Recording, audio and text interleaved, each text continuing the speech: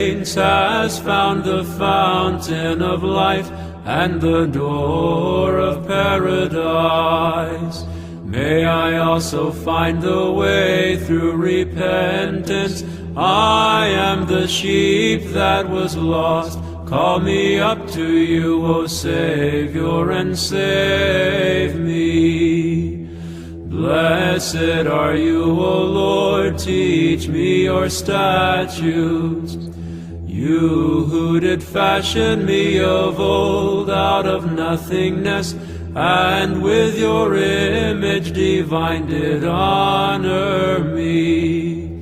But because of transgressions of your commandments, did return me again to the earth, from whence I was taken. Lead me back to be refashioned into that ancient beauty of your likeness. Blessed are you, O Lord, teach me your statutes. I am the image of your unutterable glory. Though I bear the scars of my stumblings, have compassion upon me, the work of your hands, O sovereign Lord, and cleanse me through your loving kindness, and the homeland of my heart's desire bestow on me, by making me a citizen of paradise. Blessed are you, O Lord, teach me your statutes. Give rest, O God, to the souls of your servants, and appoint for them a place in paradise, where the choirs of the saints, O Lord, and the just will shine forth like stars. To your servants that are sleeping now, give rest, overlooking all their offenses. Glory to the Father, and to the Son, and to the Holy Spirit. The triune radiance of the one Godhead, with reverent songs acclaiming, let us cry, holy are you, O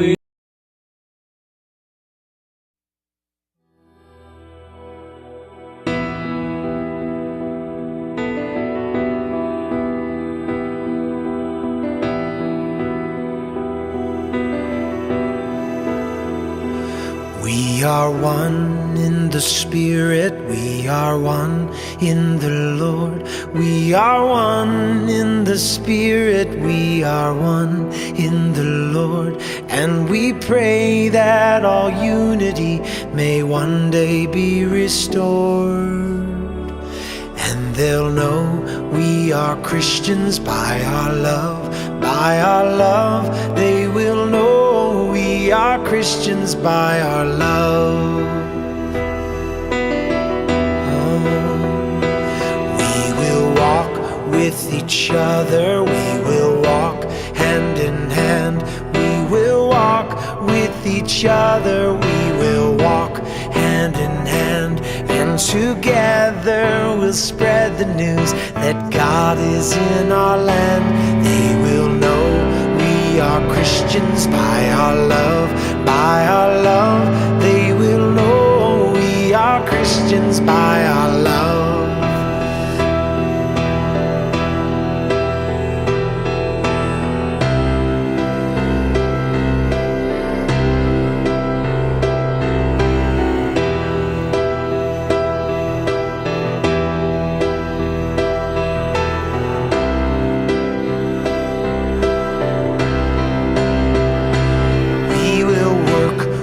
Each other, we will work side by side. We will work with each other, we will work side by side, and we'll guard each man's dignity and save each man's pride. They will know we are Christians by our love, by our love. They will know we are Christians by our love, by our love, by our love. They will know we are Christians by our love, by our love.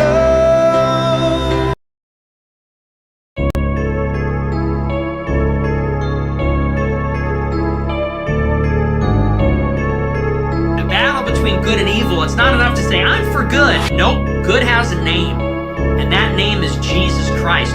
You can't say you're on the side of good in this struggle for good and evil, which we all know we're in, if you don't say the name. Good has a name. Its name is Jesus. So if you're not on Team Jesus, you're not with it. This is God's army. This is Christ's army. Get on my knees, begin to pray. Lord above, please give me strength. Help me with the sin of pain and save me from my sinful ways. I was lost, led astray, trapped inside my wicked brain, but Jesus said, it's okay, I'm with you till the end of days. I lay down my head at night and talk to Jesus Christ, praying for my enemies, I hope they see the light. We're spiritually at war and we always need to fight, but as long as we trust God, everything will be alright. Okay, first off, I'm autistic and probably schizophrenic, and I'm trying to spread my sickness, that's my obvious intention. 6 feet 5 inches, I stay mogging on you midgets. Anyone who don't like me is short, demonic, and dysgenic. I used to be degenerate but conquered my obsessions, all thanks to Jesus Christ. All my problems have been lessened. I'm a father, it's a blessing. Having daughters made me sexist, cause I look at modern women and I don't want them that demented. I want them seeking repentance with their hearts centered on heaven. A Catholic Handmaid's Tale, I pray to God that's where we're headed. We took down Roe v. Wade, that's just the start of our successes. Next we're stopping contraception, and then sodomy is ending. Say bye-bye 19th Amendment, start to monitor your dresses. If a female shows her ankles, then that thought'll be arrested. No more popular consensus, cause democracy's horrendous. We'll abolish all elections, have a monarch implemented, and replace the Constitution with St. Augustine's Confessions. We must defend the nation from this Trotskyite infection. Keep a Bible in my pocket and a cross up on my necklace, so I always got protection, cause the gospel is my weapon. Don't believe the world can please me, so I'm reading Saint Azizi in a t-shirt and some Yeezys while I'm squeezing rosary beads. Yeah, Mary is interceding, so these demons can't defeat me. Enemy to LGBT, leave these freaks feeling uneasy when I speak of Jesus freely. That's the secret to succeeding and keeps evil people seething. Don't wanna see obscene things like these teens wearing bikinis and trainees all on my TV. I just wanna go to heaven with Benito Mussolini. Pater noster quies in chalice, I am your servant. I can't see you but I feel you, always round unlike the earth is throwing Talmuds in the furnace. Can't allow that sick perversion. I hope grandpa's looking down on me and proud of me, observing as I'm shouting Bible verses, kneeling bowing to the Virgin, because now that I've converted I have found my life's true purpose. I think of the Enlightenment and how we must reverse it. Countries drowning in subversion, every hour seems to worsen. They empower wicked urges while morality's inverted, but the Catholics will emerge and will bring down this evil circus, cause we're sick of all these misotrics. This nation is so Masonic, if it's not Christian don't want it, cause then by default it's demonic. Israel makes me vomit, stop propagating their conquests. I'm gonna go psychotic, Catholic former jihadist. Normies say that I'm toxic, I just say that I'm honest. I say we pray to abolish every pride and state of aconist. Come on home bros, cleanse your souls, your position is total nonsense. Spreading the gospel, that's what my goal is, that's my mission, I'm focused on it. Ideology is for bozos, Christ's kingship is the only option. You must honor the Otokos and submit to the Roman Pontiff. Say Christ is Lord. Say Christ is Lord. Say it.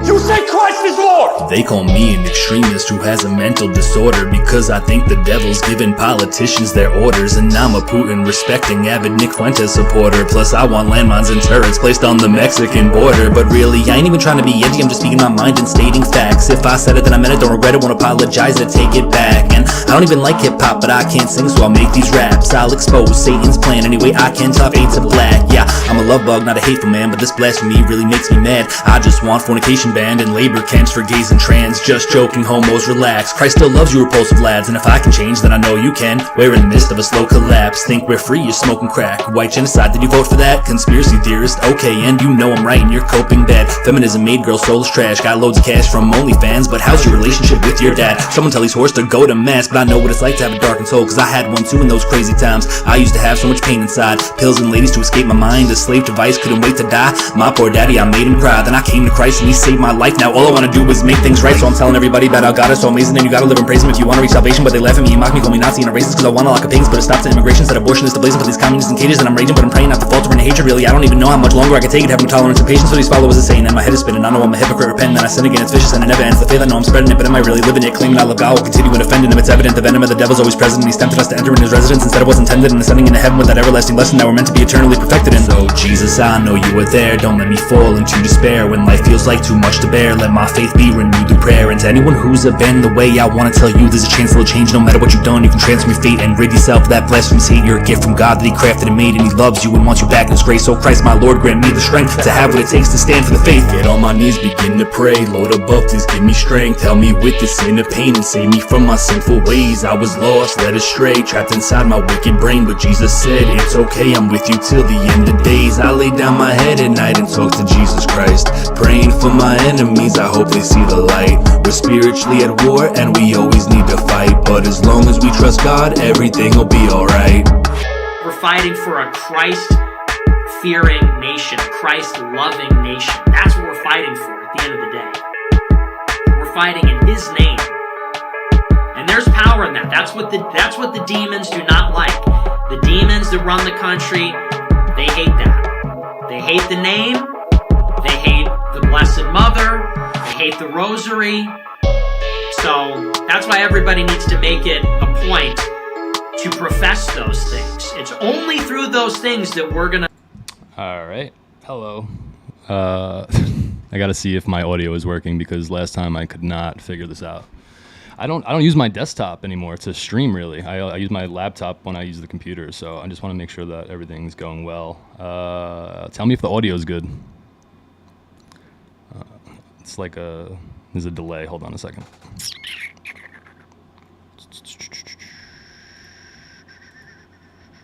All right, can somebody in the comments provide that I am, you know what, let me just do this.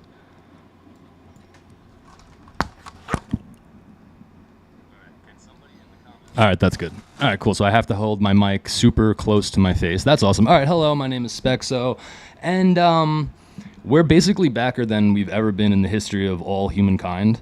There was a couple of it's overs, but I'm pretty sure, and we've had a lot of we're backs, but this is probably the biggest we're back. Like, we've never been as back as we're being back right now.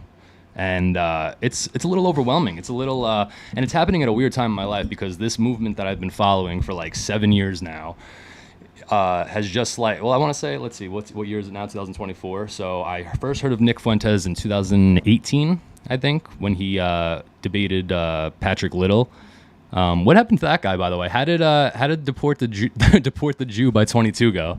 Forgot about that guy. Yeah, see, this has been like such a very retrospective, if that's the word, or nostalgic. I think it's retrospective because like I'm seeing a lot of people where I was 7 years ago and coming into these ideas, and it's really like it's just going on in a weird time in my life because like it's very good because I'm having a baby in 2 weeks. Then 2 weeks after that, I'm going to AFPAC. My stepmom, her cancer is not progressing, thank God. Oh, whoops. And so right now everything is going really, really good. Oh, and the niche political guy that I follow for the last 6 years obsessively has finally been unbanned from Twitter. And like it's out there. There's no stopping that. Even if he gets banned on Twitter, which I hope never ever happens again. Even if he gets banned on Twitter, the ideas are out there. You opened up Pandora's box, man. Like no matter what, the momentum and everything from where he was and where this movement was when I went to AFPAC 2 to now, I thought it was crazy that he was getting interviewed by Louis Theroux. I was worried that Louis Theroux was gonna make America First look bad by calling me a Holocaust denier.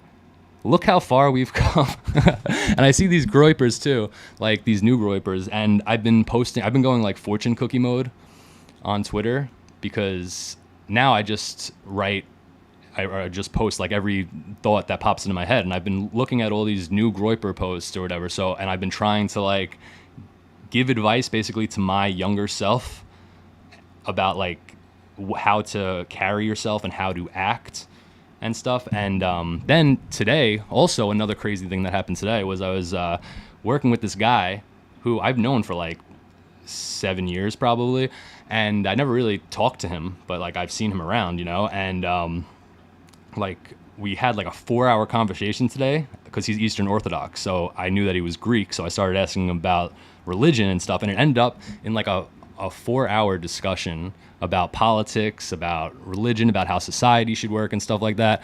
And he heard of Nick Fuentes, and he started probing me and asking questions about it and stuff. And at first, he was telling me that I was an extremist and a radical and stuff. But and his wife is a converted Jewish woman who supports Israel. So we were talking like we started off with Eastern Orthodox and the schism and how I want a Christian country and stuff like that or whatever. And he called me Hitler, and I was like, yes, I want a devout Catholic Hitler. Like that's exactly what I want. He's like, I don't know what. He sounds like a Yogi Bear, right? Where he's like, hey, boo-boo. He's like, hey, Spexo, I don't think that's a good idea because, people have individual rights. And I was like, yeah, that's indifferentism. That's liberalism. No, don't get me started there. And then he was like, what? He was like, you want to impose your will on people. And I was like, no, I want society to share my opinions.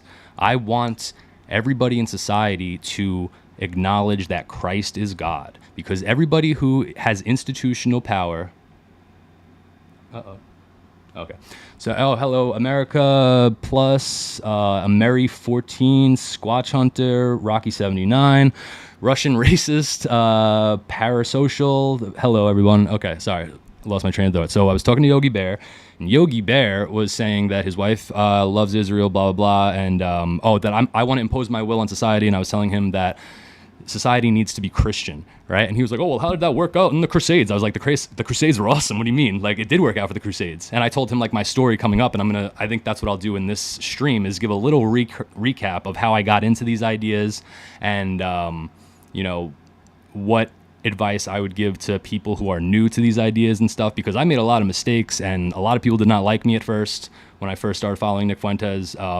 And like doing some like retrospective and stuff like that, like I realized, like, if I would have had the advice that I'm trying to give my younger self, like it might have been like I might not have had to prove myself so much, so to say. But I also do want to say that when I first started publicly supporting Nick Fuentes, and like mad people were against me, and I kept getting ratioed on Twitter all the time. I could ratio people now on Twitter, that's crazy. But when I first did that or whatever, there was like a very small group of people that like we're still like, yo, he's loyal. Like, what you like? You can think he's cringe, or you can not like his content or whatever, but like he's showing up to events, like he presents himself decently. He's, like it's some people were like defending me, and I'm really, really appreciative of that. I don't think that I would have ever been disloyal to anything, even if because I said that from the beginning. I was like, even if Nick personally doesn't like me, like I fully support everything he's doing. And now it's just I'm back on Twitter, and I posted this. I said, I'm able to like ratio people now. It's like I walked into the store after I was looking through the window for like 7 years or whatever, right? Because when I was on Twitter and active back in 2020 or whatever, whenever Nick got banned originally, before Nick got banned originally, the way that I got his follow was I bought the America. No, this was before the America First hat even existed. Before the blue hat. I'm BBH, not C, BBH. And so I was here before the blue hat.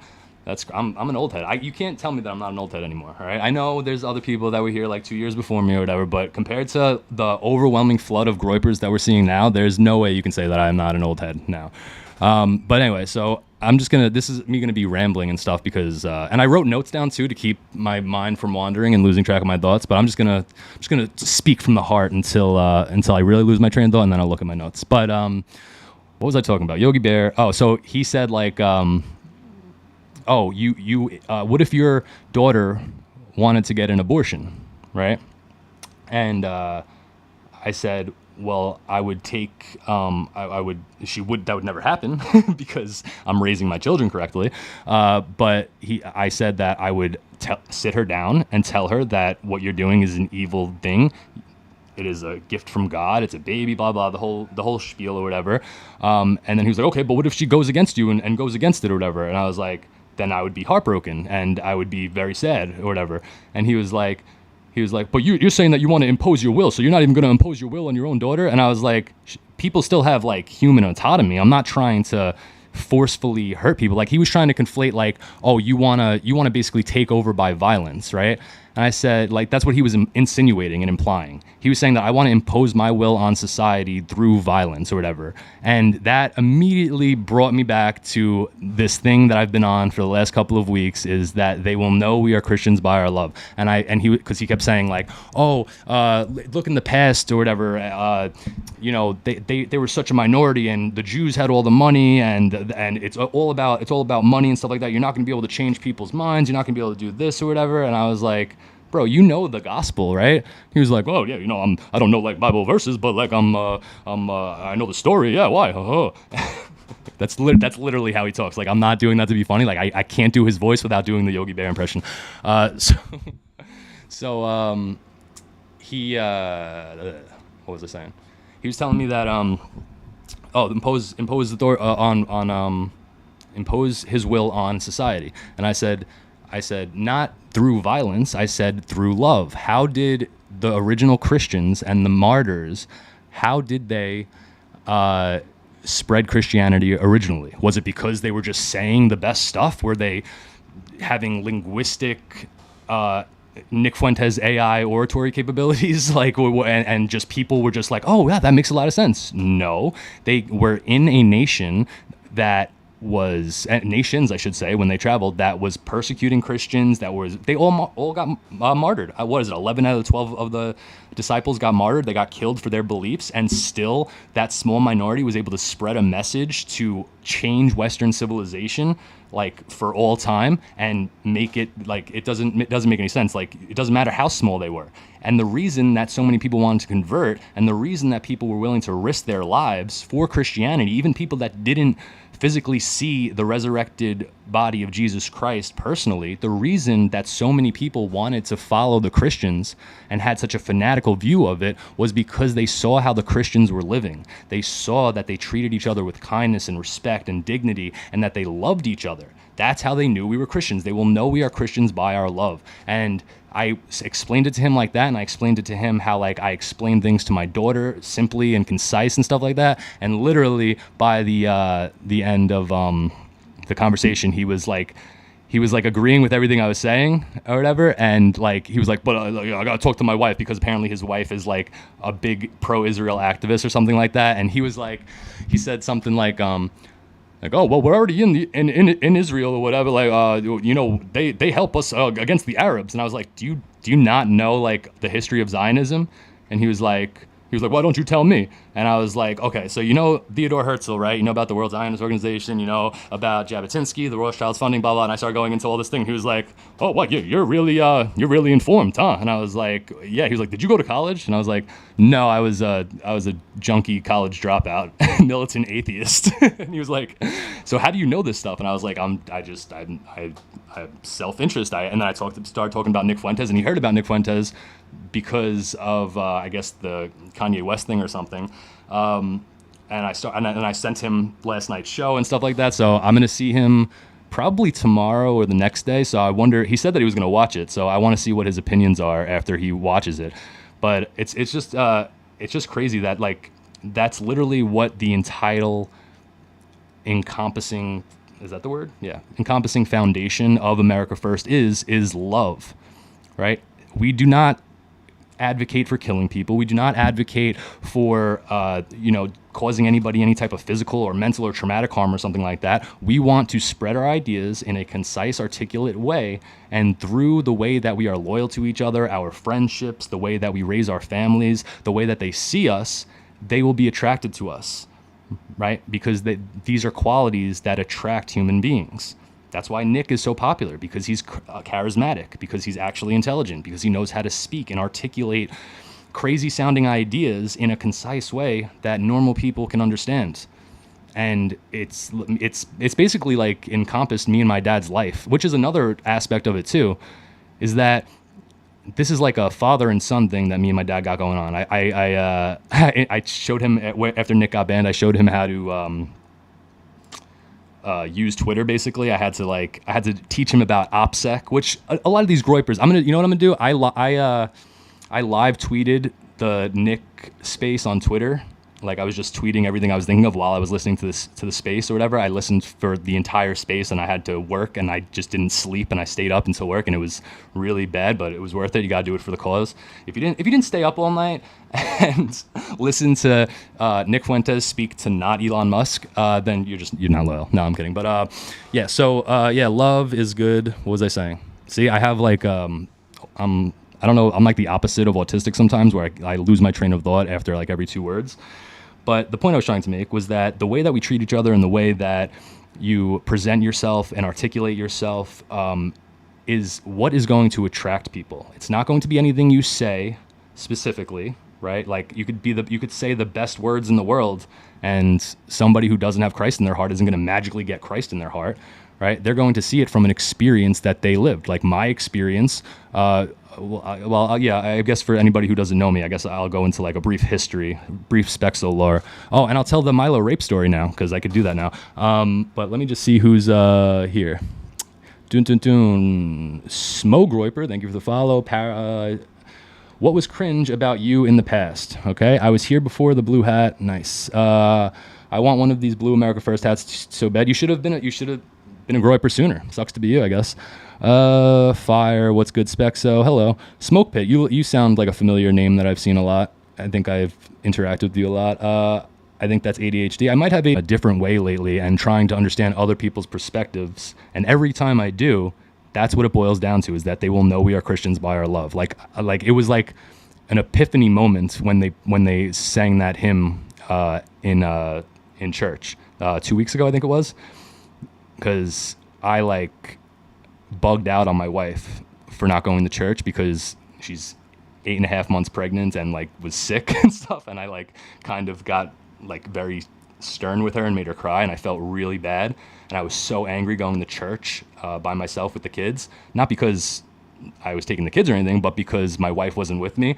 Like that's you know that we have to go to church, but whatever. So I was like fuming, and then they played that hymn. And like I was reading the readings and stuff like that, and I was like, that's not going to make her want to go to church if I scream at her every time she feels sick and she doesn't want to go. Like that's not going to make her want to be. Like the reason that she converted to Catholicism in the first place was because she saw how it was affecting my life, and she saw how much nicer it made me and how much different I was acting and being and stuff like that. So I can't force my will on anybody. Like I can obviously, like, you know, if I have to, I'll oh, that was a funny thing too.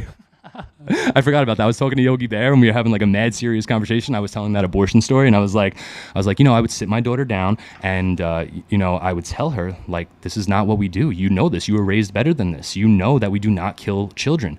God knew you before you were even born. You were a human when you were conceived. You have human dignity when you're in your mother's stomach for the first time at the moment of conception. That's what we believe. You cannot kill a human being. So I said all that, and then I was like, but now on the other hand, if my wife cheated on me, I would cut her head off. And he was dying laughing. It was so funny because I was saying this mad serious like story of how I would approach a situation. And I was like, yeah, but if my wife cheated on me, I would just, you know, decapitate her. But yeah, all right, hold on. I listened to the whole both spaces too and lost sleep. Yeah, just changed my name, forgot to do it on Cozy. It's Dark Smoke now, less confusing. Hi, Dark Smoke now. America Plus, yo, you're the Stu Peters guy. You did something. Oh, you're the Ben Shapiro guy. You groiped Ben Shapiro like 2 years ago or something, right? Yeah, I love you, bro. You're awesome. All right, let's see what's going on. All right, let me look at my notes real quick. All right, so I was basically like how I was tweeting ideas. I was like, oh, I should do a stream today, and I was tweeting ideas. So let's see what I said. Sick of these people purity spiraling about Nick's faith. Oh, there we go. That's a good one to start. No, I'm getting off topic. Let me recap my story for people that don't know. Okay, so let me write this down so I don't forget, because I'm going to lose my train of thought. This is why I need to have notes when I do streams. So what am I going to talk about? I'm going to talk about my history a little bit. Then I'll do the Milo rape story. And then I'll go through my notes. Okay, so my history is this. I already told a big like testimony video. You can find that on my YouTube channel somewhere.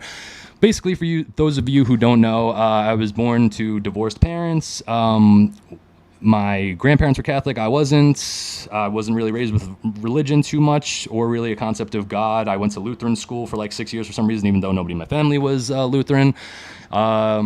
Then I got involved heavy with drugs in high school and became a militant atheist, overdosed 3 times. My parents did not like that for some reason.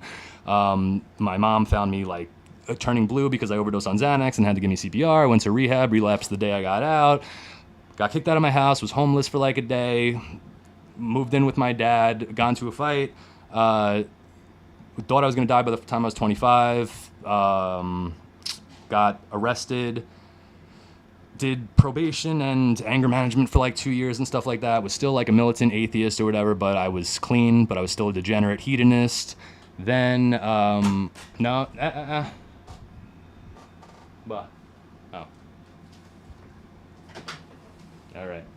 You want to say hi? No? You don't want them to hear your voice or anything? All right. Go. Yeah, go. Yeah, get out. I'm doing the stream. Get out. What was I saying? See, women, that's all they do is just interrupt you. It's all they're good for. What was I saying? I was a drug addict, did bad things, hedonist, blah, blah, blah. Was always relatively political. And then in 2016, I started getting really into Trump. And so I was clean, but I wasn't into religion. So I was basically off of the drugs, but still living the same degenerate, hedonistic, promiscuous lifestyle. Then in 2016, in 2015, I started really getting into Trump. I made this Big Daddy Trump Instagram account or whatever that got banned as soon as I started talking about Israel. And what really first introduced me to thinking in terms of these ideas was actually, I never gave the specific reason for why, I don't think, publicly, but the reason was because there was a press conference with Trump, and they said, how do you feel about David Duke endorsing you, right? And he said, oh, David Duke endorsed me? Okay, I disavow. So then I look up David Duke, and of course, like the ADL thing comes up or something like that. He's a neo-Nazi Jew hater, was in the KKK or whatever. And I was like, okay, whatever. Didn't think anything about it. And then the next day, I'm watching the news, and the reporter asks, why didn't you disavow David Duke? And I'm like, I literally just watched him live do that or whatever. Oh no, it wasn't a reporter asking him that. It was after the reporter asked him that and he disavowed. All the news media was saying he refuses to disavow David Duke. And I was like, no, he didn't. So it made me realize, like, how can they just blatantly lie about that when I watched it live? I watched him disavow it live. And then so I was like, okay, I need to know. I never told this story. I need to know what is going on. Like, what happened? Like, who is David Duke? I don't even really know about David Duke. All I know is the sound bites of, like, whatever. Like, when people were looking for Nick and they saw the ADL sound bites, that's what I saw of David Duke. And I didn't think much of it. So once I saw that they were trying so hard to associate him with David Duke, and also he, like, left the Reform Party. Trump, like, left the Reform Party or something in, like, 2000 because of David Duke in the first place or something. So I was like, that was my level of intellect at the time. That was my level of argumentation. Like, no, I watched him disavow and blah, blah, blah. Like, I didn't understand anything about, like, how this works. So what I did was I bought David Duke's book, Jewish Supremacy, and I read it and I was like, whoa, what did I just read? Because if you don't know, if you haven't read this book, it's not like, I'm sure if you've been following America First for like at least maybe two years, maybe, then you know way more than you would probably find in this book. But that was like my my introduction to this idea of Jewish supremacy. And so like I knew about the Jews. Like that was the first like major actual red pill, right? And I was like, ugh. Now of course there was other things too. I always had in mind, like, why can't white people say they have white pride? Why are Christians the only religion that we can make fun of? All that normie tier stuff or whatever. And so then I read Jewish supremacy, then I read Culture of Critique. Then I read Blood Rituals, I believe, which is about like the history of Jewish blood rituals throughout medieval Europe or something. And it was written by a Jew who was trying to disprove blood libel. If you don't know about this book, you should look. Ariel Toff, I think the person's name is, that wrote the book. He was like this Jew. I don't know if it's a guy or a girl actually, but it was a Jew who I guess was trying to make a book about blood libel, about like the history of anti-Semitism about blood. And so he or she started doing research, and they basically were like, oh no, this actually happened. So they released this book, and then what was it? They released this book, and then the ADL or something like pressured them to like remove it from the shelves or something. And then I started like overdosing on getting like all these like red-pilled books in 2016. I got The International Jew. I got the Doctrine of Fascism book by Mussolini, like the little pamphlet thing. I got Mein Kampf, obviously. I got Mein Kampf. I got I don't know if you ever heard of this. It's Hitler's unofficial second book, and it's apparently legit. But I guess it was just like reorganized or something and made into a book, and it goes into like his whole economic philosophy and stuff. So I started reading all these books and like consuming all this insane content that I just had like never heard of in my life, and I just was like on a hunt for information and stuff like that. Like, and it was crazy. And at this time, the conversation in mainstream media was just so like libertarian and retarded compared to now. It's just crazy. So anyway, long story short, how did I hear about Nick Fuentes? The Patrick Little thing, right? So I don't know what. I started following Patrick Little. Now I thought Patrick Little was a retard. I thought Patrick Little was an idiot, but I thought that he had some sort of strategy. I thought he was trying to follow in the footsteps of George Lincoln Rockwell, which would be retarded anyway because he got killed by his own people and was waving a swastika around like an idiot. But I think the guy that killed him was gay too. I think, yeah. Can't trust the gays. Yeah, so George Lincoln Rockwell, I thought that's what Patrick Little was doing. I thought Patrick Little was trying to be a provocateur and then provocateur? I think he was trying to be a provocateur, and then he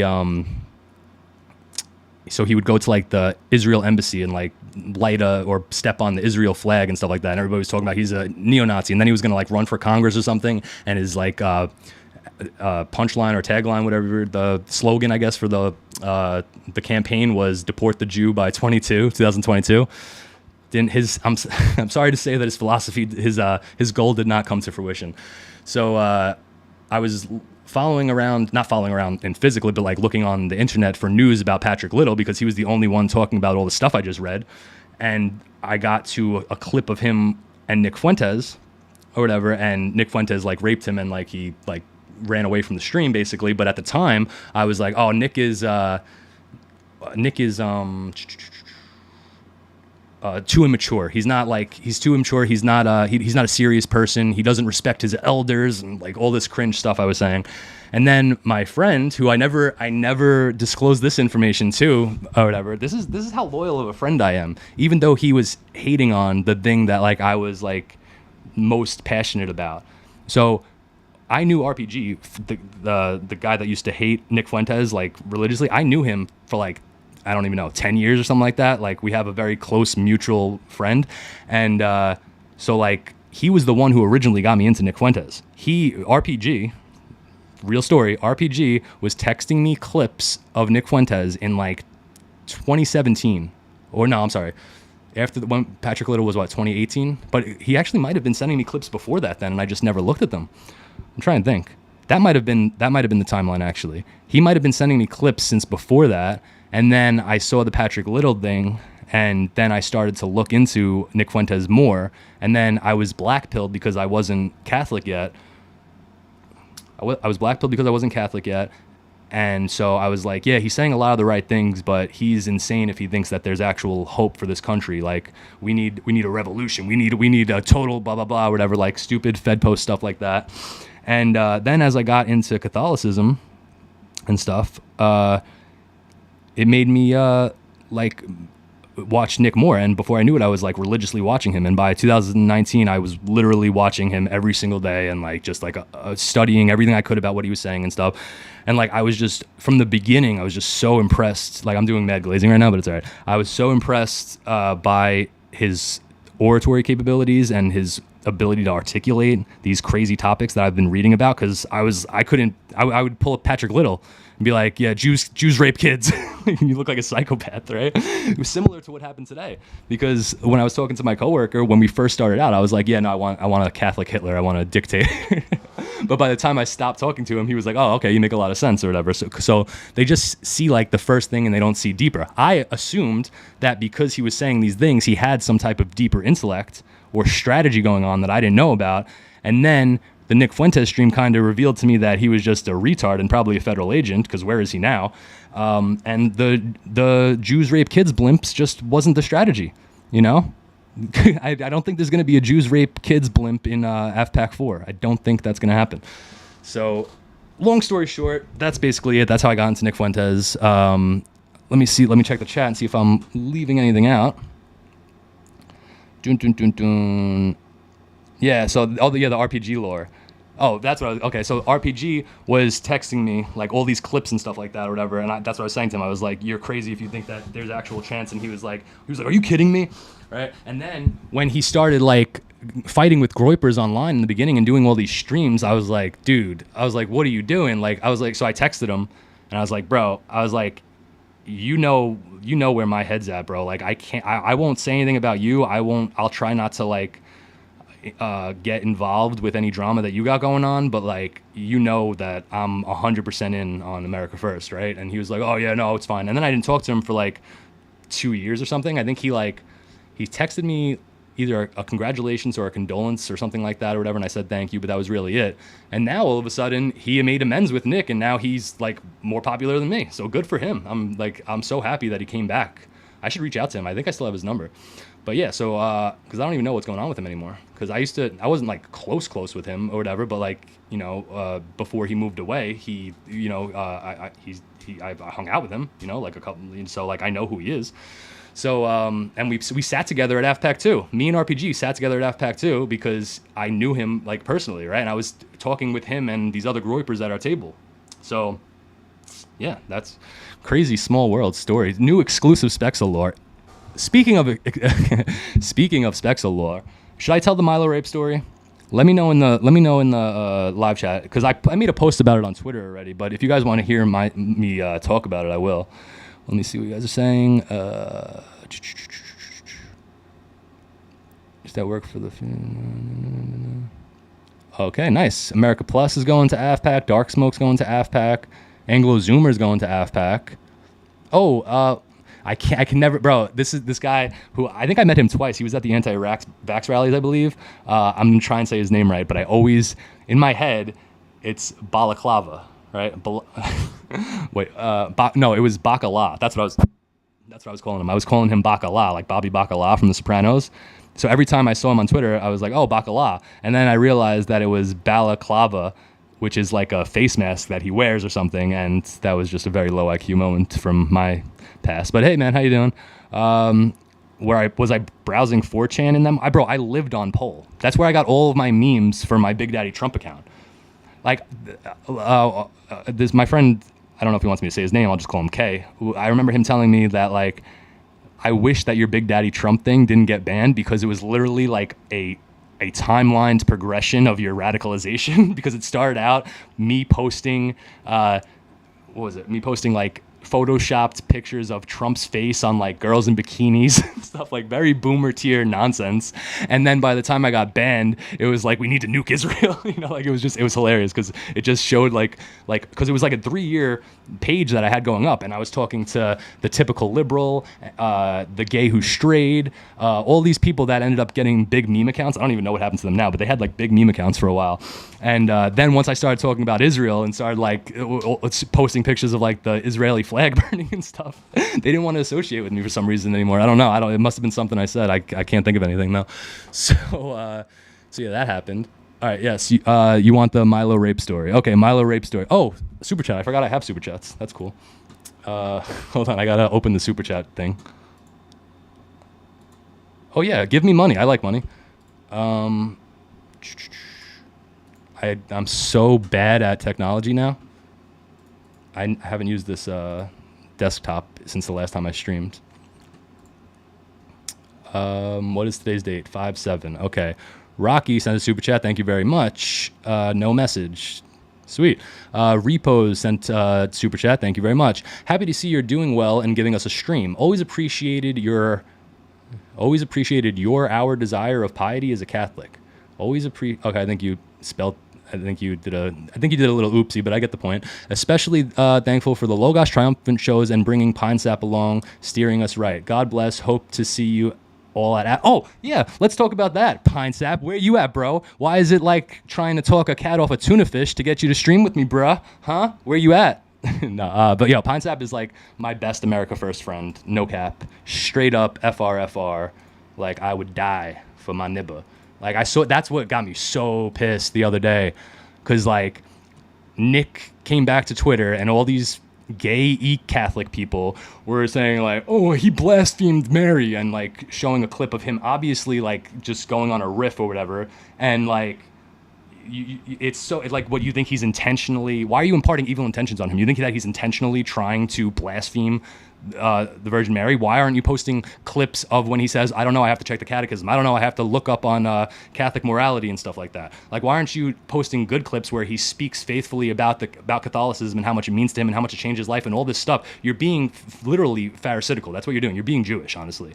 Like, the biggest turning point in his career, and you want to nitpick over out of context clips, like, and then you want to use that to imply that my friend Pine Sap isn't a real Catholic, who is the reason that I know half the stuff I know today. I will kill you. Like, shut your mouth, bro. Know your place. Like, what is wrong with you? Like, read the room. Are you retarded? Like, stop, bro. Like, just stop. And then all these people gotta calm down. All these people that are saying what Nick should do. Nick should do this now. Now that he's in this position, he should do this. Really? You think he was taking your advice when he made it this far after being banned from everything for like 3 years? Bro, who are you? Who are you? Just learned about Nick like 2 months ago. Shut up. I love that you're here. We love you. You're a groiper. That's awesome. But lurk a little bit. Learn how people carry themselves. Learn the terminology we use. Learn how we interact with people online. Like, don't just jump in. I think that was my problem at first too, because I just went all in because I'm crazy. I do that with everything that I really believe in, I just go full force in. But I should have, I was like, oh, America First, I'm gonna start making content. Once Nick followed me on Twitter, I think it was, that's when I was like, I gotta start making content and openly supporting this guy and stuff like that. And then when I did that, everybody was saying that I was a clout chaser and that like I was like an infiltrator and like not a real groiper and all this stuff. And I was like, whoa, I'm trying to like show support for him or whatever. So that's why I was like afraid to call myself a groiper at the time. I was afraid to cause I was like, I don't know, I don't know if I'm cool enough to be a groiper, but I support Nick Fuentes. If you go back on my streams, if you go back to when me and Beardson were having that gay little beef, like you'll hear me say something like, oh, I don't know if I'm a groiper, but I support Nick Fuentes. Right now, everybody's a groiper. It's just we've taken over the world, bro. That is what is happening right now. The cap is out. The cap is out. The cap is off of the cat's out of the bag. I knew that's what I was trying to say. I'm trying to fix can I use cap? No, I don't think so. All right, whatever. So yeah, there's no stopping us now. There's no stopping Nick Fuentes. He is going to be, unironically, he is going to be dictator of America in the next 20 years. Maybe even before that, okay? No cap, straight up, for real, unless somebody murders him, God forbid. Like, there's nothing that can stop him, right? the Jews have mastered the art of Sun Tzu, but they have not mastered the art of Nick Fuentes. Okay, he knows every single Jew tactic. He has an artificial intelligence level of intellect and able to just take out information that he read. He has like a photographic memory, and he loves Christ. He's a devout Catholic. He has a movement of the youth that is just dedicated and cult-like and loyal to Nick and each other. And now we're all over Twitter attacking his enemies, spreading Catholicism, and it is just everything is Christ is king, Groyper this, America first, silence woman, shut up. Like, it's great.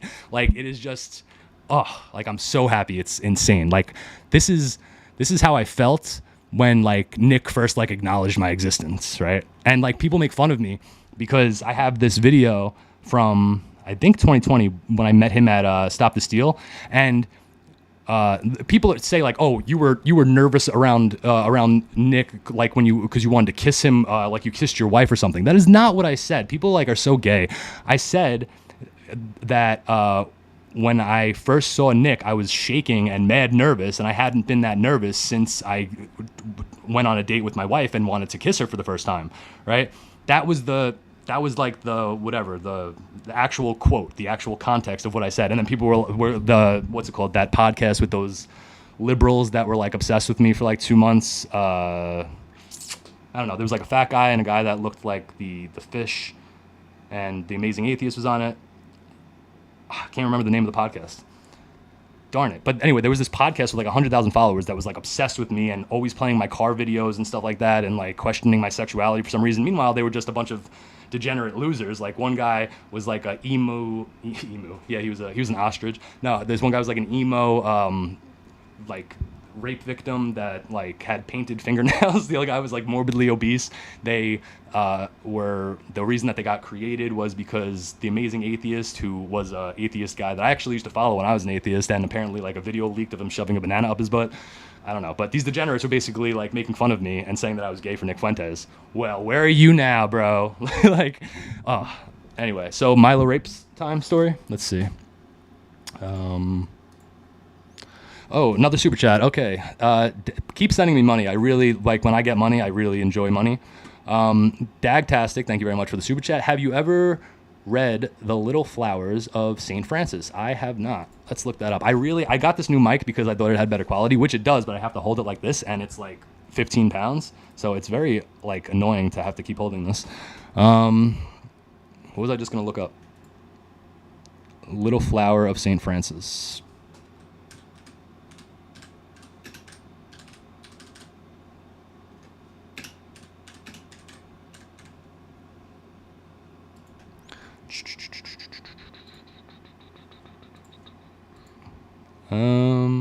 No, I found the PDF. Okay, no, I haven't read it. How long is it? 202 pages. Okay, maybe I'll give it a look. But no, I have not read that. But thank you for the recommendation. Thank you for the super chat. Okay, stop procrastinating. Drunken peasants. There you go. Yeah, they wish they could kiss Nick. You're right. Yeah. Mass Groyper Awakening. W. Beardson for converting. By the way, yeah, Beardson is awesome. The whole beef that we had was nonsense. I never had any animosity towards him. We had a conversation. I think that he was talking to a lot of people that didn't like me, and I think he had like some preconceived notions of me, and I don't know. And I also feel bad that I got a little too aggressive with him too. That wasn't the way I should have acted in that debate, looking back on it.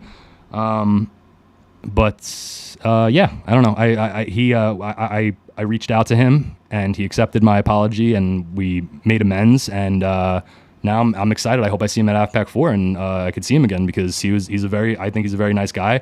And I always said, even when we were beefing, that the one thing I respect about him is that he's loyal. He has been here since like day one and has never betrayed Nick Fuentes, who is my leader, mine and my dad's leader. And yeah, so I think I already talked about how my dad's obsessed with Twitter now, right? So all right, Milo Rape. Proddy Baby. Proddy Baby was a banger. I don't care what anybody says. Proddy Baby, Beardson, Proddy Baby is a banger, and I will die on that hill. Okay. What else? Okay. So, Milo Rape story. So, Milo starts popping up in my chats randomly whenever he started talking to Nick Fuentes, I guess. He saw that I was a supporter or whatever, and now looking back on it, I think he wanted to have sex with me. But he started like glazing me hard, and he's like, oh, he's tall and he should be the face of the movement, and like you need more people like Spexo to come to these events to make the event look good or whatever. And I was like, bro, you like, okay. I mean, I was starstruck because it was Milo Yiannopoulos. I read his book Dangerous Faggot, and or just Dangerous, right? He was calling himself the Dangerous Faggot or something, and he made a book called Dangerous or whatever. And I read that book, and so at the time in my libertarian days, like I was like, I liked him even though he was a disgusting degenerate sodomite. But then when he started like coming around to Nick and stuff, at first when he said that he wasn't gay anymore, I doubted it, and I was like, I don't know, I don't think that this is real. But then he posted the video of him throwing the gay rock, he had like a diamond or something that was a sodomy ring he was talking about, and he was like counting down whatever, and everybody was saying don't interact with Milo, blah blah blah, whatever. And I was like, if he's saying that he's Catholic and he's getting confirmed, and Nick Fuentes is going to his confirmation and whatever, like I gotta give him the benefit of the doubt, Plus, he's Milo Yiannopoulos. He has a mad big following. Like, if he's gonna share my stuff, like, I'm not gonna stop him. And on top of that, he was DMing me, probably to rape me, but he was DMing me and trying to like give me advice on stuff for no reason, right? And like, I was just so stupid and so like unaware of how things work in the world, I guess, at the time, that that him trying to rape me was not even like crossing my mind until recently, but I'll get to that. So he's texting me and trying to give me advice on how I should conduct myself when I talked to Beardson when we did that stream, right? He's telling me what I should wear in the stream or whatever. Like, I wanted, because we were supposed to be debating Catholicism, so I wanted to wear like all Catholic gear. I had my Catholic hat on, I had a Catholic shirt on or whatever, and he was like, that's too much. My religion is not your what do you say? My religion is not your costume or something like that. I was like, okay. I was like, all right, so I guess I'll just wear one. And then what else? Then I met him at AFPAC 3, and he just randomly texted me his personal phone number, right? And he was like, oh, hey, can you text me or whatever? So I was like, oh, hey, what's up? And he starts texting me, right? That was like, I think at AFPAC 3 or something. And then I met him at AFPAC 3 during the intermission, and I was like, oh, hey, it's Spexo, right? And he's like, oh, Spexo. And he wrapped his hands like around me like I knew him for 10 years and he just like saw his long lost brother. And I was like, oh, gay guys hugging me. All right, yeah, great to meet you. All right. And he was like, Spexo, you should totally come to where I'm filming for Church Militant. I'm doing a amazing new show about Catholicism, and I think you should be the first exclusive guest, right? And wherever it was like, I don't even know, mad far away from where I was staying or where I was living at the time. And I was like, when? And he was like, oh, we can work around your schedule. You just tell me when you're available. And I was like, so I thought it was a show and you want me to be your exclusive interview. And I was like, hold on a second. Like, you want me to fly out or whatever? And he's like, I'll pay for your plane tickets. And I was like, I could pay for my plane tickets. It's not about that. I have a wife and 2 kids. Like, I got like some responsibilities. I have a full-time career. Like, I can't just like uproot my life to go get interviewed by a former sodomite. Like, I can't do that. Like, I don't have that. And he was making fun of me. He was like, oh, your wife controls you and stuff. And I was like, bro, you literally have had man's private parts in your mouth. Like, what? So anyway, so then what happens? Then I'm still like talking to him on and off, whatever.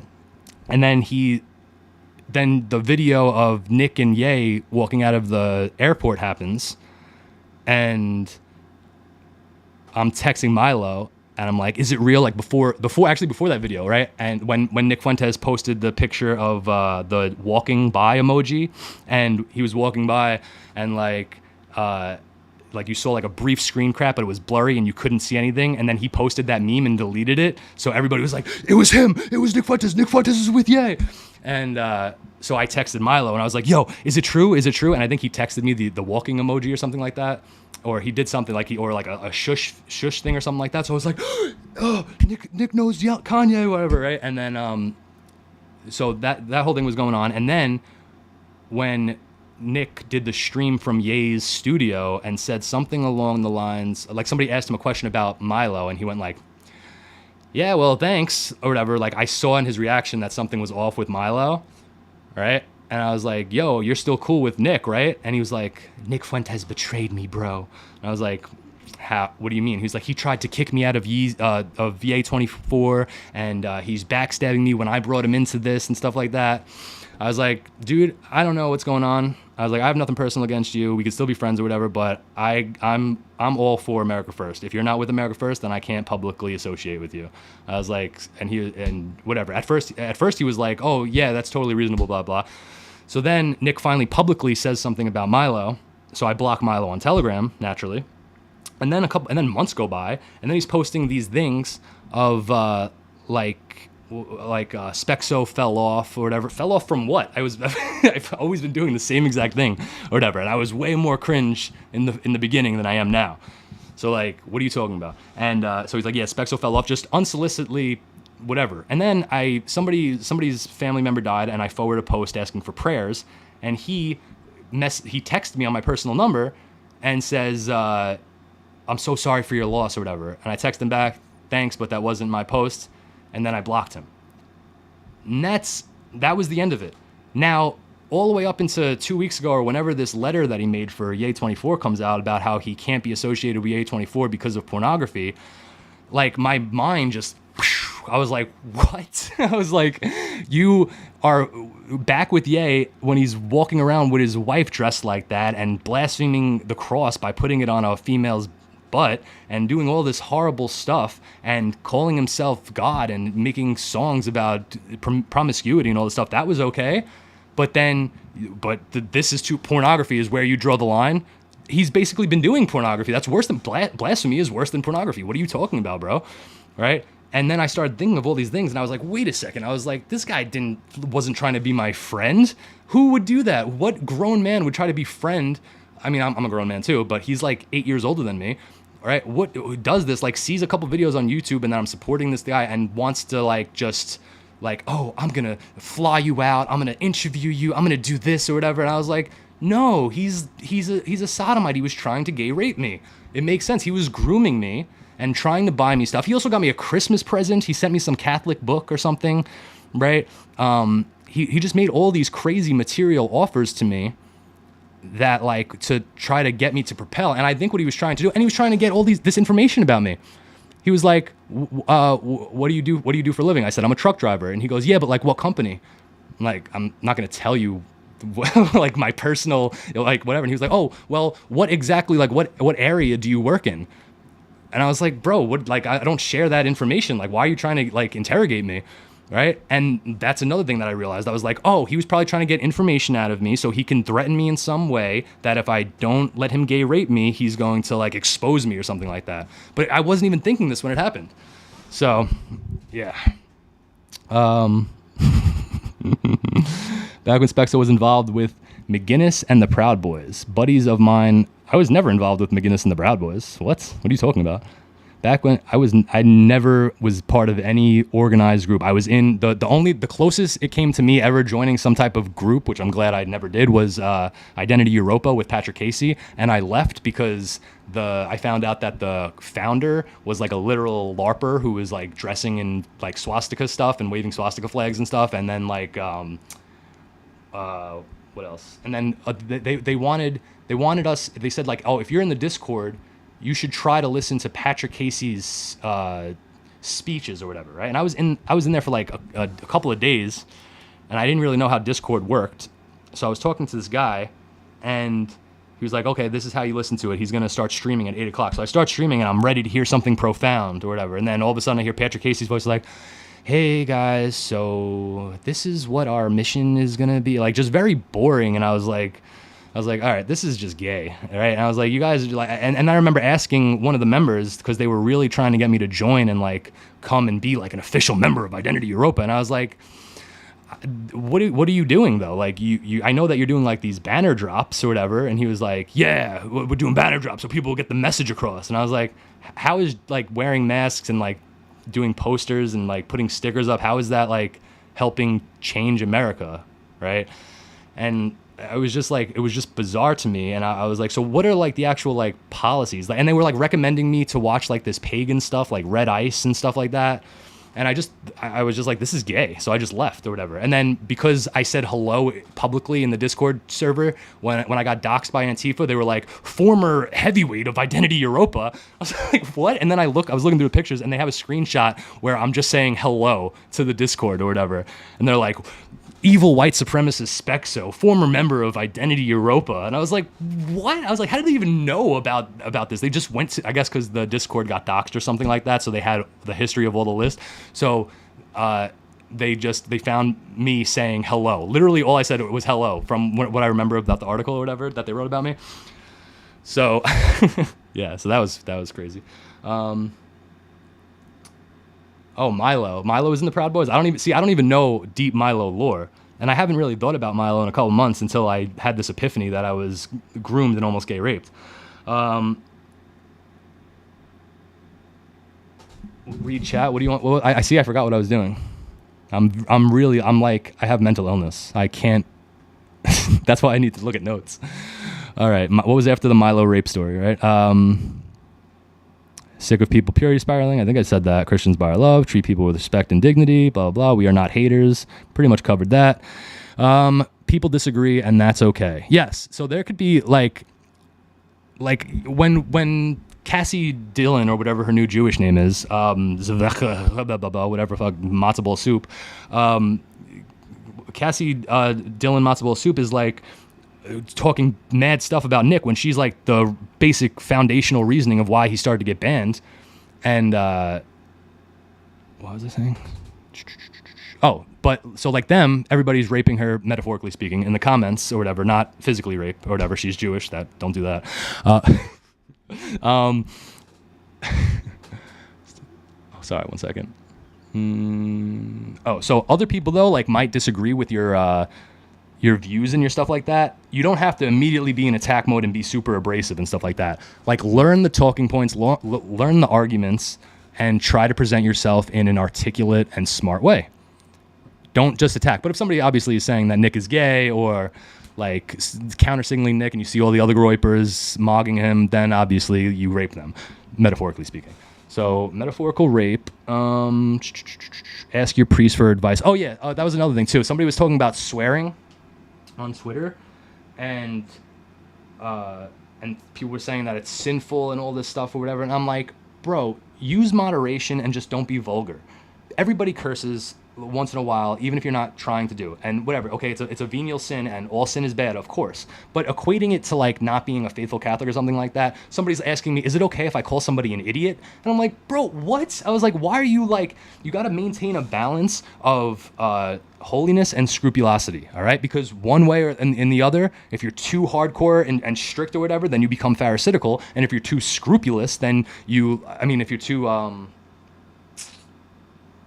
if you're what is it? Holiness and scrupulosity. You want to be holy. You want to live for God, right? But you also don't want to fall into scrupulosity where you can't even like do anything. You don't even know how you're supposed to talk because you're so worried about saying something that might not be explicitly theologically correct or whatever. Then you just become like retarded. I went through that personally when I first really started getting into my faith. I think I made a video about it where I was like I have to go to confession all the time because I feel like I'm sinning as soon as I leave confession. And like people told me what scrupulosity is. Look up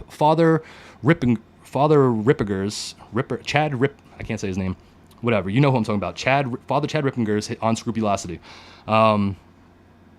That's what like helped me learn that or whatever. So yes, you want to try to always maintain what you're saying and how we're using language and stuff like that. But if you're talking in a public square and you're talking with your friends, you're using rhetoric, you're talking in slang, you're using all these types of different words and phrases and stuff like that you're not really thinking, you're just talking. So if a curse slips out, that's not a mortal sin or whatever. I talked to my priest about this, and he told me, he said that if you use swear words or whatever, it's still sinful. It's a venial sin, but it's only a mortal sin that's going to separate you from God when you are using it to purposely blaspheme God, right? Like if you're using it, like if you're saying something bad about the Holy Virgin Mary, or you're saying something about a saint, or and you're cursing or saying, like I'm not obviously not gonna say, you could obviously figure out what context I'm saying it in, but like that's when it becomes an issue. Like don't be vulgar, right? Don't, like, that's another thing. Blasphemy is vulgarity, right? Vulgarity is also explicitly talking about sex acts and stuff like that. There's no reason to be talking about sex acts. Catholics should not present themselves in a way that thinks that promiscuous sex is just a flippant thing that you should just like joke about and talk about. In my opinion, that's just my opinion, right? That's one thing that you should very heavily moderate yourself on. And, but it's all about like trusting your conscience as long as your conscience is correctly ordered towards Christ. Like, and don't be a Pharisee who's picking out like every little thing of somebody else and then using that to question their faith. Those aren't real Catholics. That's converso mentality. Gideon, Byzantine Scotus, I love that guy. I was like, oh, this guy's a real true convert from Judaism. He's showing that Jews can actually convert and stuff, which of course I still believe that Jews can convert legitimately, but that's how I felt about him. And then this whole thing with Nick happens, and he's going off about, well, he blasphemed Mary, right? Oh, he needs to publicly apologize, right? Like, bro, read the room. Shut your mouth. Shut your Jewish mouth, please. Thank you. So, yeah, whatever. All right, let me look back at the notes. Oh, wow, I've already been going for almost an hour. I feel like, am I bad at live streaming? Because I'll live stream more if you guys want. When I can, like on days like this, just randomly or whatever, but I feel like I never really have anything to talk about. So if I sound retarded, let me know. Or if you want to see more streams, like and subscribe, hit that follow button. Help me get to 1,264 followers on Cozy. Thanks. All right. Yeah, ask your priest for advice. Yeah, if you're really questioning what you're saying or whatever, you should talk to your priest. First of all, you should get a relationship with your priest. If you're going to church, like I had a priest that I was very close with, that I was asking him all types of questions. Now, I don't have that relationship, but I need to get it again because my priest left my parish. So, in your parish, whether it's small or big, go to the rectory, tell them that you want to talk to the priest, and just talk to them. Tell them your situation. You could be as open as you want with them, and they'll, hopefully, if they're not, conversos or liberals, hopefully they'll give you the right advice, and I mean, if you're following our ideas, then it's likely that the church you're going to is not super bad, yeah. My convictions are immutable, right? Never compromise. Don't compromise your convictions. You don't have to. Don't get angry. Don't be over emotional when you talk to people. Always stand on business, right? Like always never say like, oh, well, it's not Jews or whatever. It's not, blah, blah. If you're saying it's not Jews, and you're not following it, it's because Jews are in power or something, or because Christians aren't in power and it's all Jews who are in power or whatever, then like, I don't know. You're just obfuscating the fundamental ideas of what's going on or whatever, because everybody can go into like intricate, like, well, actually the media works for these people and blah, blah. It's like, okay, well, if you look at all of those organizations, every single person in prominent power in those corporations or organizations or institutions or anything is Jewish, and they are pushing whatever they're pushing for a Jewish agenda, whether it's an open society Jew or a Zionist Jew or whatever type of, flavor of Jew you want, okay? It is always a Jewish agenda behind everything. And our position is that we believe that Jesus Christ is God. The people in power do not believe that Jesus Christ is God. Why should people who don't believe in God and don't have their life ordered towards a Christian lifestyle, why should they have any influence over me whatsoever? They already don't have power over me. Jew. I can say whatever I want about Jews, right? They don't have any power over me, dox me, come to my house. Yeah, good luck with that. But whatever you want to do with me, I'll die for this cause. I'll die defending what I believe in my faith. Put a gun to my head and tell me to say that Christ isn't king, and I'll tell you to pull the trigger. There's no stopping what people like me and who feel in our hearts could do. And there's hundreds of thousands of us, and soon to be millions. Nick Fuentes will hit 1 million followers before 2025. You can put that on the bank, unless he gets banned or something. But that's my prediction. I'm calling it right now. So these people who don't believe in our God, who not only don't believe in our God, that the Talmud says that he's burning an excrement. I know we've said this point over and over again, and the retort is always, well, not all Jews believe the Talmud and blah, blah, blah, whatever. Secular or religious, no matter what, Reformed, Orthodox, anyway, whatever, if they don't go explicitly by the Talmud, right? They are from a people who for 2,000 years were influenced by this culture, this ideology that was founded on the rejection and hatred of Jesus Christ. You'd think that because 60 years ago a bunch of Jews decided to become secular communists that they don't have any lingering effects from the 2,000 years before? Like, are you insane? Like, every single Jew has an influence of some sort of Talmudic teaching, whether it's from their ancestors who passed it down to them just like incidentally because that's how they were raised and they taught their kids that and stuff like that, you know, and even the people that convert to Catholicism, like Trent Horn, who I believe is a genuine Catholic. I still love Trent Horn. I still respect Trent Horn and his knowledge and stuff like that. And I looked to him for advice on theological matters, but he still clearly has an ethnic bias because of his Jewish background. There is always, and it just shouldn't be like that. And I'm not saying that we need to hurt anybody. Obviously, I'm sure you guys know the whole whatever. We're not trying to hurt anybody. We're not trying to be haters. None of that stuff. We just don't want them to rule over us. Why is that so controversial? And it really is a wedge issue, like Nick said. They don't believe in God. We believe in God. Okay? They can't say Christ is king. That's all we say. That's the foundation of our life is Christ is king. You want to pick and choose like, oh, well, what he meant by Christ is king is blah, blah, blah, blah. No, I'm a Catholic integralist. I believe in the social kingship of Christ. I believe that Jesus Christ needs to be the founding thing of every single thing in society. And the way that we do that is through love, right? We share our message through how we act to people, through being kind, and people will see that and be attracted to it just like they are attracted to Nick for the same reasons, okay? And if that is the movement that we have of unstoppable radicals who truly believe with all their heart that Jesus Christ is king of the universe and needs to have a social kingship here on earth and in America, then there is no stopping it. There is nothing you can do because we will die defending Jesus Christ. And that terrifies them. And now that Nick is unbanned from Twitter and all of these groypers are on him and he has 250,000 followers now, there's nothing they can do. Am I still streaming? All right, so Cozy.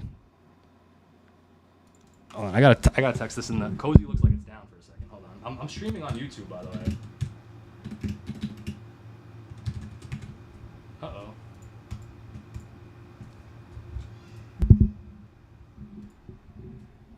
All right, can you guys hear me? I need to know why it says that I'm not live now. Yikes. Oh yeah, it stopped streaming.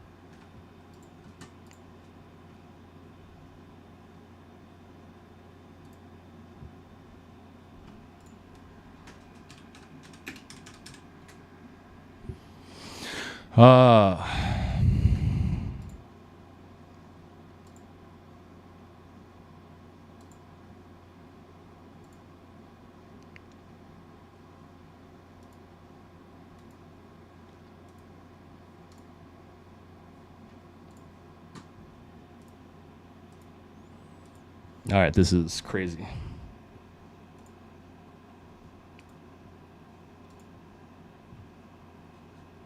Bruh. All right, hello? There we go. Okay, now I'm back. That's crazy. I thought Mossad got me for a second, which is hilarious because it was literally as I was going on a giant Jew rant. Yeah. So, what were we talking about? Jews or something? I don't even know. Let me look at my notes. That sucks though. Now I'm gonna have to download 2 parts and edit it and put it on YouTube, and I hate responsibility. The moment I mentioned World War III. Oh, that's funny. That's awesome. All right, let me see. Yeah, I live in Rafa. Did that happen yet? I'm not even paying attention. Blah, blah, blah, multi-generational, understanding your own. Approach people with the kindness of a child. That's a good quote. Yeah, that's what my fortune cookie moment was approach people with the kindness of a child. So true, Spexo. Thanks. All right, I'm going to go through real quick my live stream tweets that I did when he was going through. Oh my goodness, this was like, I tweet way too much. Oh my goodness, I got to chill. But I'm just so excited. Jeez Louise. All right. This is crazy. Oh, this is a good one. Oh, about Elon Musk. Here we go. I don't know. If I was a genius and the richest man in the world, who above all else is a big idea guy, and one of my main businesses was doing something extremely controversial with a blacklisted person, I would make sure I'd have some plausible deniability if I decided to publicly speak to him in front of an audience. So that was my initial take on the Elon Musk thing. First of all, until Nick says otherwise, I will die on this hill. That was 100% Elon Musk. Like, stop it. Nobody else has that voice. And it's not even the voice. It's the mannerisms. It's the laugh. It is the speech patterns. It is everything. Oh, but I heard him on a space, and like he was talking with Elon. Oh, you can't do that with voice modular technology. Bro, do you think the richest man in the world doesn't know what OPSEC is, operational security? Do you not think that he doesn't know how to maintain plausible deniability so that he could be more open under the guise of an anonymous user, so that he could actually speak the way that he wants to speak or whatever? And of course, because he's Elon Musk, he shares the same views as Elon Musk. But the plausible deniability is that it's an anonymous account. If he went on his public account, that would have the chance to cause even more severe backlash. So 100%, it was definitely Elon Musk. I used AI, the Perplexity thing. I don't know if you guys are into Perplexity, but it's awesome. It's like a search engine, but like an AI search engine or whatever. And it's really good for like research and stuff like that. Like if you want sources on like historical events and stuff like that, if you're like writing a paper or something like that. But Perplexity is really good. So I told Perplexity to give me all the evidence that about Adrian Titman, or Dittman, whatever his name is, and there's no there's no real thing that he's not Elon Musk, and they're saying he does gaming streams and stuff like that. So if you're the richest man in the world, you're able to go to space or whatever, right? You're able to do all these crazy things. You're implanting chips into people's brains, which is transhumanism and a heresy, by the way. So don't support that. Don't support Neuralink. But you're doing all this stuff. You don't think that he has the capabilities to maybe once in a while he has a pre-recorded thing or an AI thing where he streams or whatever and just talks by himself or something, and video games play or something along those lines? You don't think that he knows how to make sure that he covers his tracks and that the account looks like it could be a real person and that it's verified and that all this stuff? I don't buy it. I do not buy it. That is not a South African accent. That is not, he was very vague on his background. He wouldn't give a country. He was like, culturally, I can't even do his accent. I don't even know how Elon Musk, nobody can do Elon Musk, all right? Elon Musk is Elon Musk. Nobody talks like that. I'm sorry. There's 8 billion people in the world. They're bound to have the same exact voice. Yeah, if they're twins, bro. And it's not about the voice, dude. It's not about the voice. Do you not understand pattern recognition? Oh my gosh. Dittman is a Jew. I doubt that. I think that's part of the thing. I don't know. It was Elon Musk.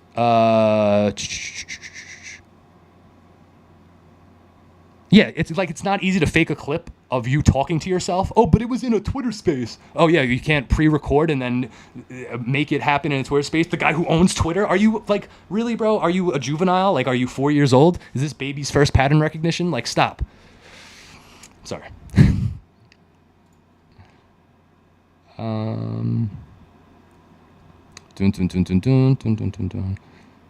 hold on.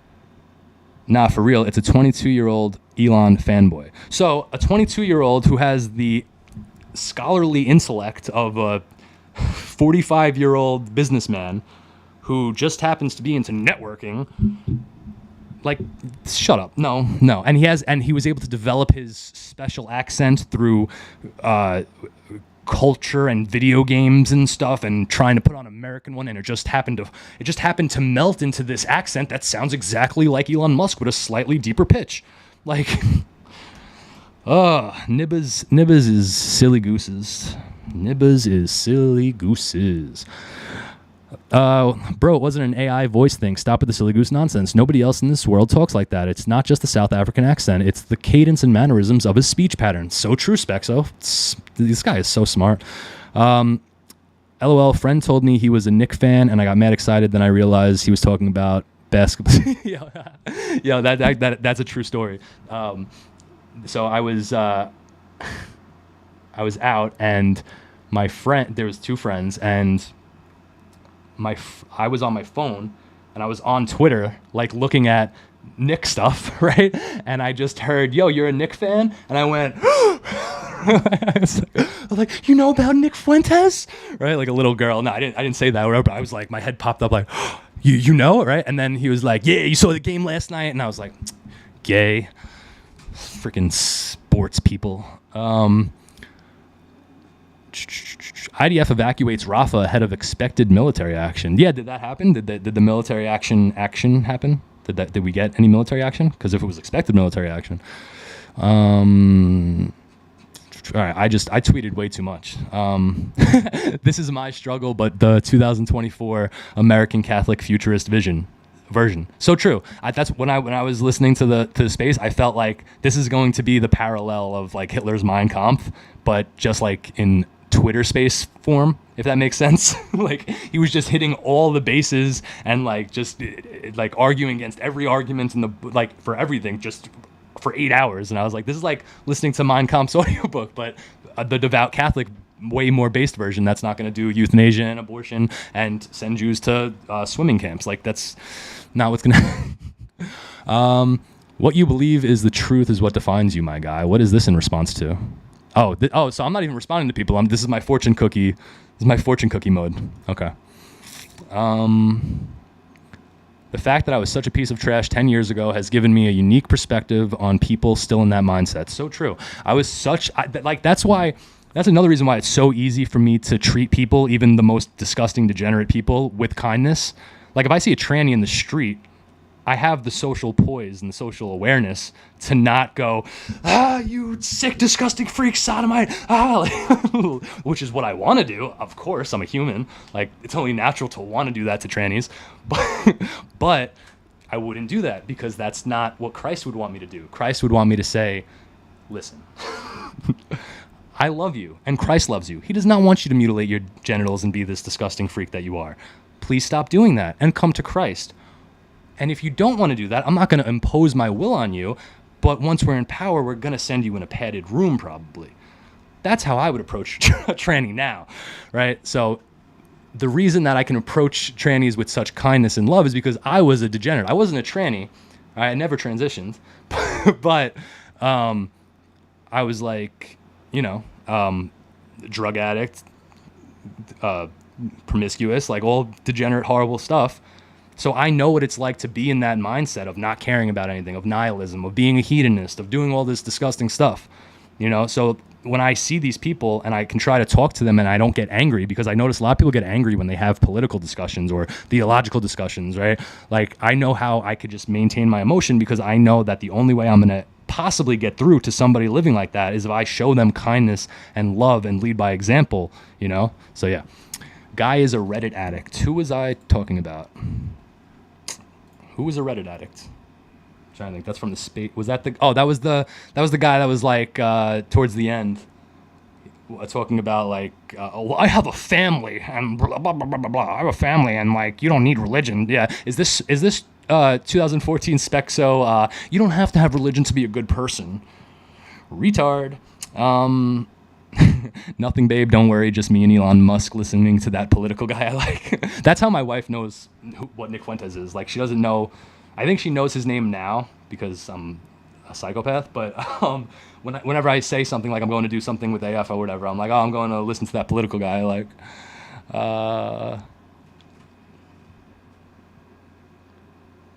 Who is this? What is this?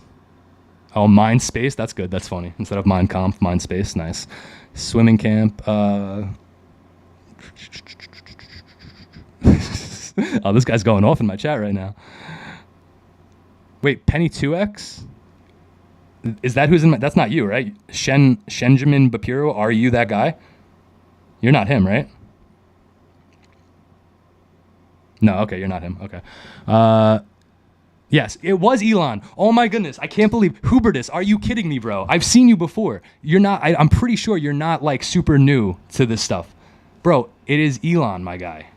No, oh yeah, Penny 2. What is it? What is his name? Penny 2 times. Yeah, that. All right. The amount of respect I have for Elon has skyrocketed through the roof. That's true. If it wasn't Elon, then I don't know. I was thinking that Like, I'm Hitler.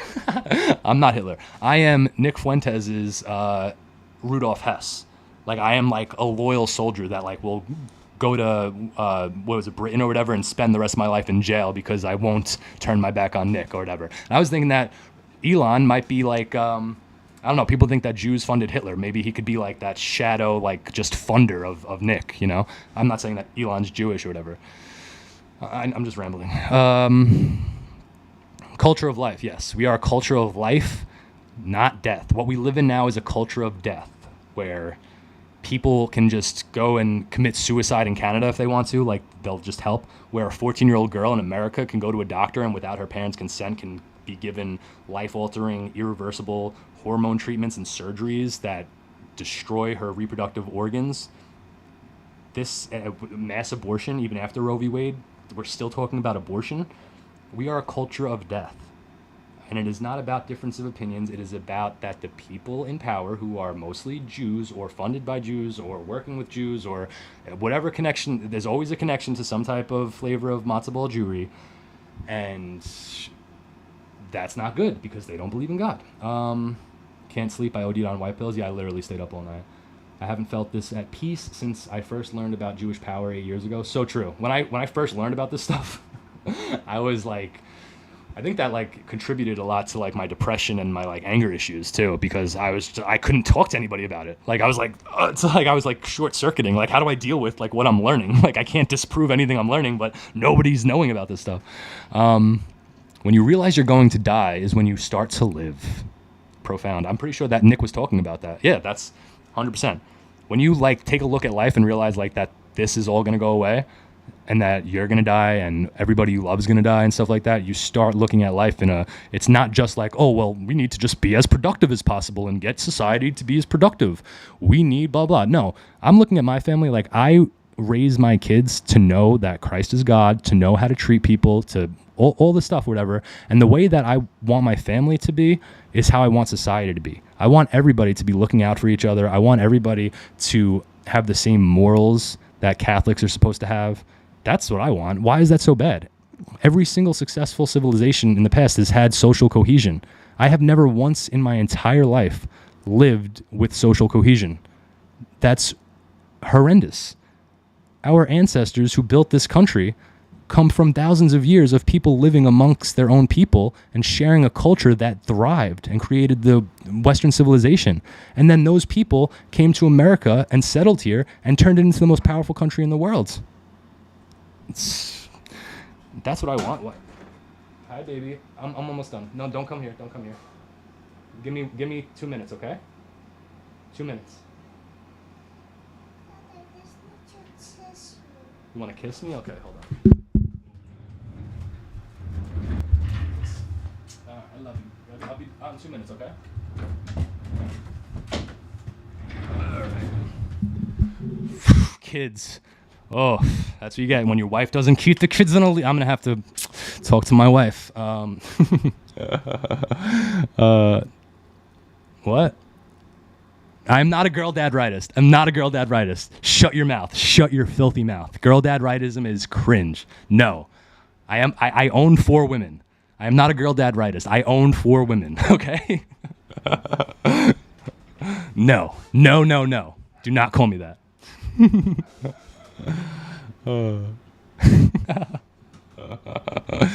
No.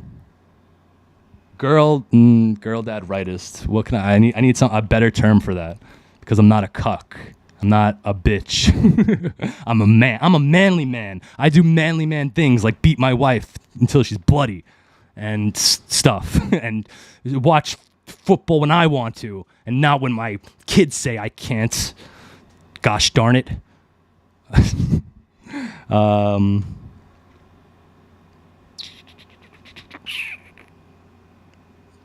Groiper girl dad. There we go. Girl dad Groiper. Girl dad rightist? No. Girl dad fascist? Girl dad integralist?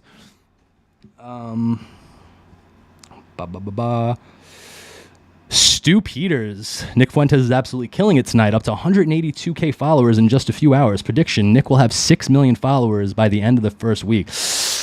I don't know. 6 million, like, I'll say, 200 to 300,000, 500,000 tops. All right. If we're being, and really, if you look at how he's getting those followers and like, I don't know. It's just, it doesn't add up. If you're saying by the end of the week, how long, if you had 1 week, if you had 4 days, to get 6 million followers on Twitter and you only had, all right, I'm done. RPG, why is Destiny allowed to blacklist Nick, then hop into a 30K Nick space where he can shamelessly grift while completely derailing? If he believes so strongly in blacklisting others, he should be blacklisted back. Destiny's just a faggot, bro. I mean, I agree with you. Yeah, RPG, what up? Yeah, no, but Destiny, and it's 100% true because Destiny is always talking about how Nick should be grateful that he gave him a platform and blah, blah, blah. It's like, bro, he came on Twitter after, like, you blacklisted him and did all this stuff and just raped you, bro. Like, he just totally surpassed you without even doing it. And then you go into his space just to try to clout chase and try to derail the situation and not offer anything of intellect whatsoever, not even provide an argument because you have no convictions, because you let your wife have sex with other guys because you're not a real man. Shut your mouth. Nobody cares what you have to say, bro. You are worse than Tim Pool, bro. You are horrible. Like, what even are you? You have no moral ground to stand on. You don't have any morals. You're an atheist, degenerate hedonist who abandoned his child. Shut your freaking mouth, bro. Anyway, classical theist. There is not a single conversation or space Destiny inserts himself into that he doesn't immediately make completely unlistenable. So true. Host should stop letting him in. He's a content killer. 2% of the Keith Woods, 2% of the population, 80% of X spaces. All right, now I'm just reading Twitter posts, so I'm gonna go. What are my closing thoughts? Spexo's closing thoughts. My closing thoughts are that Christ is King. America First is inevitable. I am loyal. Me and my father are loyal until the day we die to Nicholas J. Fuentes and his America First movement. And we will do whatever he says. We will mog anybody he tells us to on Twitter. I will pray, die, and kill. I'm not gonna rape. I'm sorry. I'm not gonna do it. All right. If Nick asked me to rape somebody, I would have to consult my priest. Okay. I'm not saying I'm not gonna do it. All right. But I don't want to rape anybody right now. All right. Like, can we just not rape? All right. I'm just, I'll think about it. But yeah, I'm loyal to this movement. It has pushed me in such a Christian direction that it has encompassed my whole life and has transformed the man that I want to be and the father that I want to be and the person I am to other people and how I interact. Everything this movement has done for me, and it has made me the man and the father that I am today, and I am forever in debt to Nick Fuentes and all the people who have helped me along the way. And there is nothing in my life besides my family and God that I care more about than America First and seeing it succeed. And I mean that from the bottom of my heart. All right? And it is an honor and a privilege to be part of something so amazing and so world-changing that it makes me want to cry, honestly, because there's nothing like this, and I was hopeless for so long, and I was so depressed, and I did not think that I was going to live until I was 25 years old because I just wanted to do drugs until I died because I did not find meaning in life. And it wasn't until I found Christ and Nick Fuentes and America First that I truly found out the person that I want to be, and I can never repay that. So I will be loyal to this movement until the day I die. All right, that's it. Thanks for watching. Love you. God. Oh, let me look at the super chats. Nobody gave me more money. Sick. I just go on like a super long heart thing, drop my heart, drop the feels, and you guys just yeah. Spexo has my respect, so let's go. Okay, bye. I love you. God bless. Next time I stream, you better give me more money because that's not cool. Like I always want money, even though I'm pretty well off. If you want to give me money, I appreciate it. Thank you. I think I put tips on Twitter too. So if you really like me, if real Spexo heads give Spexo money, if you see me at AFPAC, right? Don't be shy. If you want to give me $100, I'll take that off your hands. You don't like. I'm an approachable guy. I'll treat you with kindness and love. I might even touch your hand with a handshake if you want to give me $100. No, I'm kidding. But yeah, I do like money. All right, I love you guys. God bless. Christ is King. Bye.